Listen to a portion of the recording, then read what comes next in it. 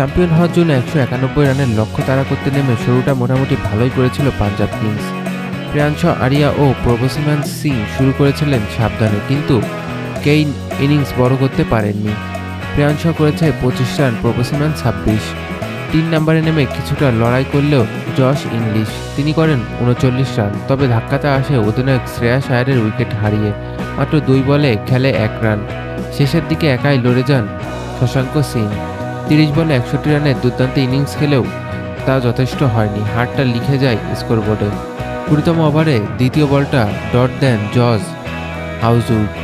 Single নেওয়ার সুযোগ থাকলেও নেয়নি শশাঙ্ক সিং, আর তাতেই গাণিতিকভাবে স্পষ্ট পাঞ্জাব কিংসের জয়ের আর কোনো সুযোগ নেই।